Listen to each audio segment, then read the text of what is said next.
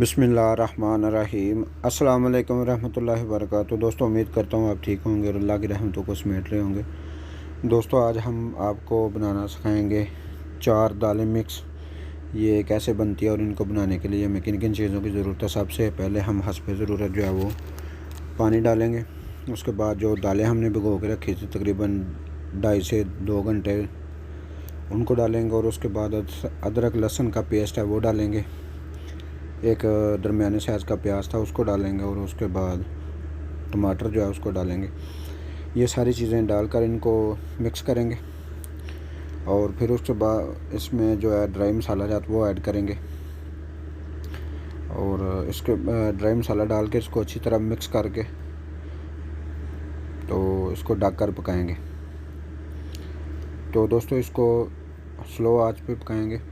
तो हमने तकरीबन 6 से 7 मिनट के बाद हमने चेक किया। दालें तो हमारी कुछ पहले भी गली हुई थी जिसकी वजह से वो जल्दी पक गई हैं। ये दालें सिर्फ 5-7 मिनट के अंदर अंदर आपके तैयार हो जाएंगी।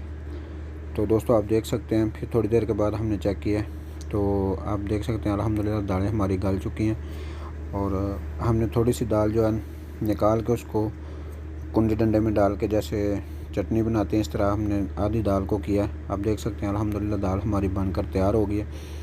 तो अभी हम थोड़ी देर के लिए इसको ढककर पकाएंगे और फिर उसके बाद इसके लिए तड़का जो है वो बनाएंगे। सबसे पहले हमने बटर लिया है, आप घी भी ले सकते हैं जैसे आपको ठीक लगे। और उसमें हस्बे ज़रूरत हमने थोड़ा सा ज़ीरा ऐड किया और उसके बाद लहसुन और अदरक जो है चॉप किया हुआ ये डालेंगे। और इसको इस तरह मिक्स करके ब्राउन करेंगे। ब्राउन करने के बाद फिर जो है वो दाल में ऐड करेंगे।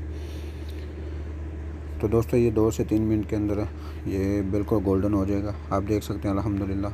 अभी हम जो है ये तड़का लगाएंगे दाल में। तो दोस्तों, अगर आपको ये हमारी रेसिपी अच्छी लगे तो हमारी वीडियो को लाइक करें, हमारे चैनल को सब्सक्राइब करें। आपका बहुत शुक्रिया।